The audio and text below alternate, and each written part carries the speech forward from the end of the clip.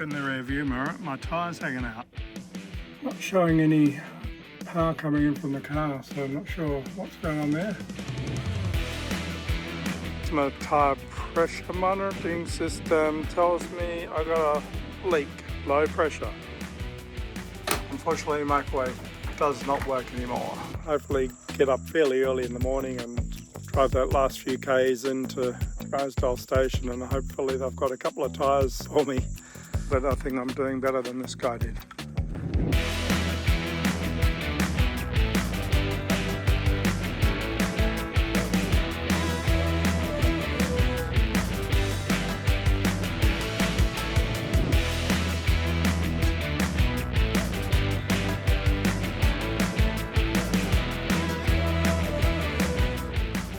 This is the tyre and battery repair on the Gil River Road at Drysdale Station. This is some of the carnage of some of the other tyres that have been destroyed along the way. Anyway, I've got myself 3 second-hand tyres on there. So hopefully that'll get me out of the Gib, and then I'll look at getting new tyres down the road. After lots of sweat and laying in the dirt down there and a few tears, I got the step back on and working. Watch me toes. Hopefully it continues to work for the rest of the trip. Anyway, job's done. When I was leaving yesterday, my spare tyre, which has got a plug in here, was leaking. So I had to go back. And the guy had closed up shop for the day, so I ended up having to stay the night. Anyway, I've got my batteries charged up. It's probably not a bad thing that I stayed the night, because I ended up being sick as a dog till after midnight and got about 4 hours sleep. So I'm just going to go down the road a little bit today, aiming for the Gil River crossing. It's a nice spot there. Maybe stay a night or two and see how we go from there. Anyway, time to hit the road. It might take me a long time to do 60 kilometres today. It's just down the road. But, I'm up to 12 Ks. Oh, slow down again. Slow down here.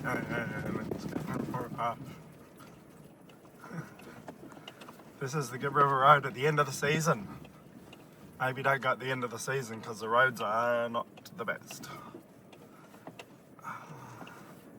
It's just too rough to go fast to try and float over top of these. Anyway, I'm sure it's going to get better just around the corner. Unfortunately, my spare tyre only lasted not even 20 Ks up the road, and it's sort of come adrift, so I'll try. I didn't lose this luckily, so I'll try with the Oki strap again to get it to my next stop. I've got a bit of spare wire there, but I don't think that's going to last long either, so I'll get that reattached. Let's see if this step still works here. Beautiful. Oh, good. Yay, that's a good thing. And the dirt on the floor. And you won't believe this, but not once, but twice I've forgotten to secure the back window. Oh my gosh, I know I was really sick last night and haven't had much sleep, but a bit more dust to clean up. Might have to get the vacuum cleaner out this time. That seems to be a regular occurrence, the dust on the floor there though. This is me set up at Gil River Crossing. I'm not feeling particularly well at the moment, so I thought I'll sit here for a few days and recuperate and put a load of washing on. Got a tyre issue there to work out. Microwave, just a few things to sort out, so I'll just recuperate a bit. How do you guys cope when you're unwell on the road, especially travelling solo?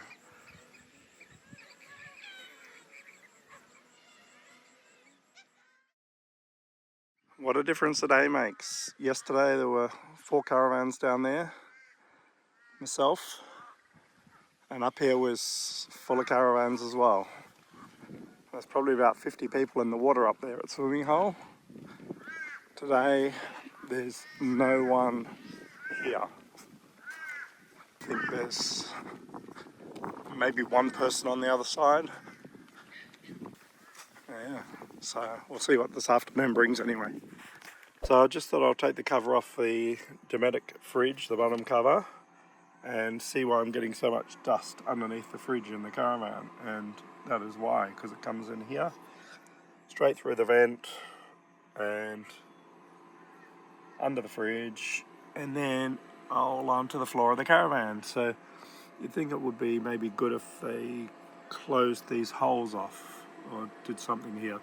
Might try putting some fly wire on here as well, and might help keep some of the dust out. Nothing I can do right now. I'll leave that for another day. So I've taken the microwave out of the caravan. It would have originally had screws in the side there and 2 on this side, not very big screws. Underneath, I thought I'll just have a look, check out the size of these holes where the screws were going into. It's just ripped shreds out of it. So there's not much holding them on, so need to find a better way to get these microwaves installed. I'm not the first one to have an issue bouncing around on these corrugated roads. They need something a bit better to hold them in.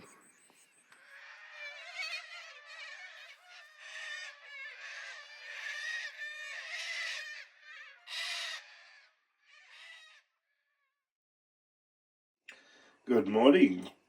What's your go-to breakfast when you're camping? I've had these in the cupboard for a while on the Gib River Road, and that's what's left on my Weet-Bix. Kind of feel a bit ripped off. How do you decide how many you're going to have? So it's just after 7 o'clock in the morning. It's only about 25 degrees, so I thought before it gets too hot, I'll climb up and check these solar panels out, see how the screws are holding and if they need cleaning. Yeah, as expected out here, they're fairly dusty. Good news is the screws are all still in there, so the silicone I've put over there seems to be working. Have a bit of a look around for any loose screws and stuff, but the other one looks alright. But yeah, I'll give them a bit of a clean. Yeah, I'm happy these aren't falling off. It's a good thing.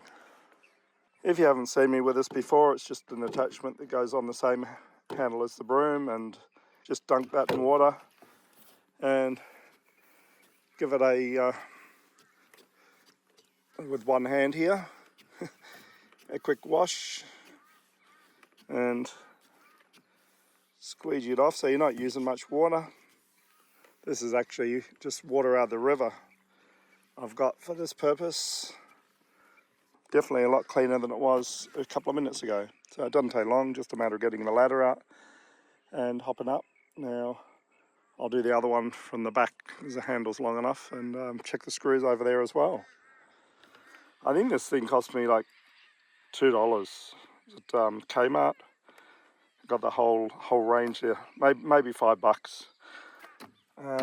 It's a good buy. I think the broom in the caravan would be my most used accessory in the van.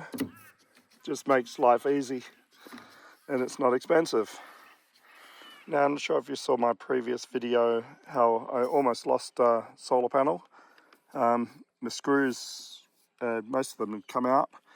So I put longer screws in and tried putting Loctite in. That didn't work, so I put a bit of silicone over the end of the screws, and that's held them in so far, so that seems fairly sturdy there. So it does pay to get up here and check every so often, just for peace of mind. If nothing else, you don't want these flying off the back of the caravan and hitting someone behind you. It would be kind of disaster. Yeah, don't forget to check your solar panels, guys. Give them a clean while you're up there. I've been trying to get into this storage locker for a few weeks on and off. I've tried the graphite powder, which has kind of gone everywhere. Tried the WD-40 dry spray there. Not having much luck. I've seen other people have issues with them as well, and they put tape over the lock when they're travelling, so yeah, just haven't been able to get into this one. Turns out there's a simple solution. I looked at my key. The other one was a bit damaged, so I've tried the spare key, and look at that. Okay, works. And gas bottles are still attached. Looks like my bongs repair is working well. Good use of old underwear. And the regulator with the tech screws is still attached to the wall, so that's a win. And it took me a couple of goes at fixing that. Yippee, I feel like it's a win. I've just put my spare tyre up there, so tyre only without the wheel. Got to figure out what I'm doing with this, because this is broken here, the handle for the Kmart bar for the spare tyre on the back here. Just going through my tools and stuff in here, because I think I'll be cable tying or ratchet strapping this spare wheel onto the back, so I won't be able to get into the back of the cruiser until I get that repaired, probably in Broome or whatever, without a hassle anyway. I want it so it's packed so stuff isn't flying around, so packed tightly, but I just want to take everything out that I might need, because Murphy's Law is I'll get down the road and I'll need Allen keys or something, so to put those in probably the front seat of the car, and probably most of this as well, but I'll go through that and just see what I need and what I don't need. So anyway, that's what I'm up to today, and I'll get that tyre secured up there with some straps as well. Yeah, I'm still feeling pretty ordinary, that's for sure. Like getting done what I can do before it gets too hot here. Just been collecting a bit of wood for a fire maybe tomorrow night to do some baked potatoes. I think this is a good idea of Joy's to buy this for the firewood. You can carry a fair bit in one go without getting it all over your arms. So there you go. Probably just about enough for a fire for one night. I'm glad I brought a few extra ratchet straps. Got one here with a couple of cable ties as well, just for extra to hold the back wheel on. And up on the roof, got another two holding the spare tyre, just as an emergency, that one. Definitely glad I bought them, and got a couple more as well. Who says you can't have nice things while you're travelling the Gib River Road? Although I did get this butterscotch mousse in Melbourne, all the way from New Zealand. It's got hokey pokey pieces in it, and it's the most I've whisked anything by hand for a long time. The good thing is I don't have to fight over who gets to lick the spoon. I bought a few tomatoes from the shop in Columbaroo a few days ago, and yeah, I thought, oh, this one's soft. This one's going mouldy. That one's looking pretty rotten, and I'm thinking it's maybe a bit of a waste of $8. I thought they might get me through the Gib. The ones I got from Kununurra lasted me, they were a bit on the green side, but they lasted me nearly 4 weeks, I reckon. These ones, a few days, and they've, ready for the rubbish. When I first got here, the water was actually flowing over the crossing and down there as well.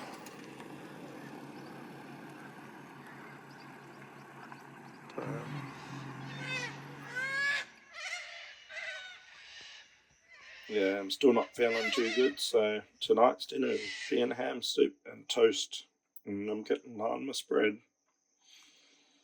Hopefully tomorrow I'll be feeling much better after this.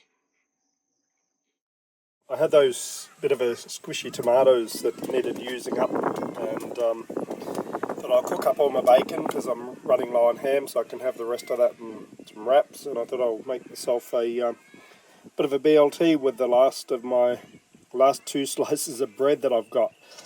So anyway, I'll just throw all that together and that'll be my breakfast, and then there'll be some bacon left over for my wrap for lunch as well. Tomatoes are a bit on the soft side, but that's all good. At least they're not going in the rubbish, all of them anyway.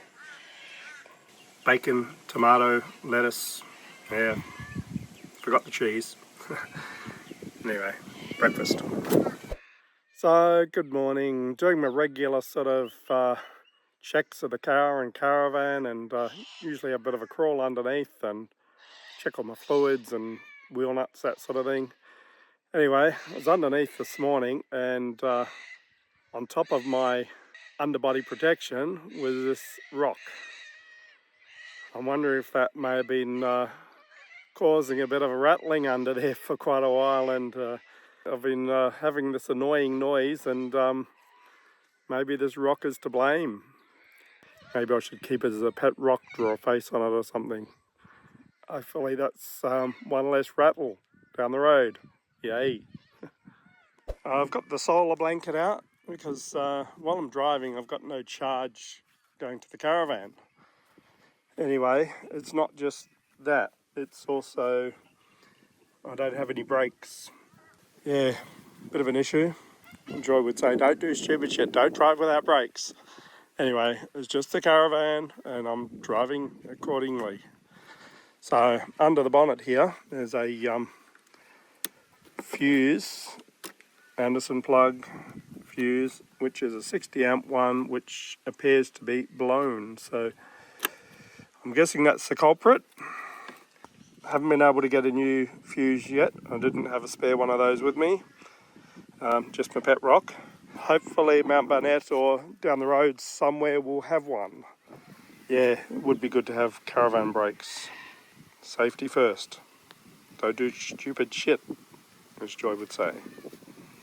So the other day I was taking a bit of walk down there and was going to go down to the river for a swim, and I see these two guys behind a tree, and I said, g'day. And they just about jumped out of their skins. I thought, good. They said, don't go down there, there's a blooming bull just attacked us. Anyway, I continued down this track, and that was a big bull. It was getting a bit antsy. So yeah, he just gave it the Crocodile Dundee stare and continued on my way. But yeah, it was a bit of a risky move, but got down to the waterhole, had a swim, and these two guys, they looked a bit like city slickers anyway. They were on their bikes and they were out of there real quick. Anyway, gave me a bit of a laugh, but not just the snakes and the crocodiles to worry about, it's the wild bulls as well. Survived the day, had a swim, and made it back to camp in one piece, so that's a good day. It was all pretty quiet over this side of the river until just recently. I'm at the Gib River crossing, and we've just had, 6 or 8 army trucks pulling over there. A couple of them went through the back way, through the sandy bit, and 3 or 4 of them came just beside the van there and stirred up a bit of dust, but nothing too bad. I'm kind of hoping they're not up at ridiculous hours in the morning doing some sort of training or something. I guess I'm moving on tomorrow anyway. It's my intention, so I'm feeling a lot better today than I have been. Bit of excitement for the day, so we'll see what tonight brings and tomorrow. Wonder which way they're going. Yeah, looks like the car got stuck and they're going to push.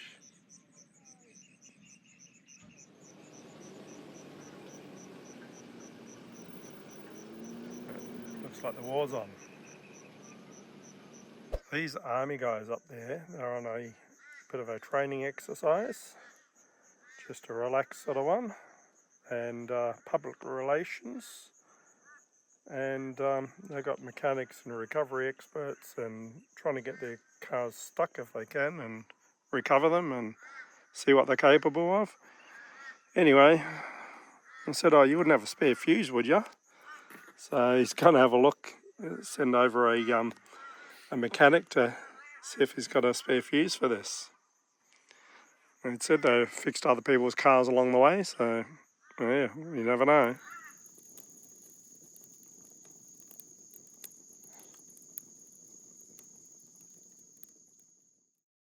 I was on 90% power yesterday. This morning down to 10%. That's a disaster. Like, there's nowhere to plug into power out here. I'm not getting any charge from the car, just relying on solar. The sun is out, but you know, it's going to take days if I got full solar to get back up to 100%. I've got to find out what's going on here, what's draining the battery. I've got the fridge turned down to next to nothing on its second lowest setting. This is a disaster. I've got to fix this. I'm going to ring up the dealer and see what we can troubleshoot.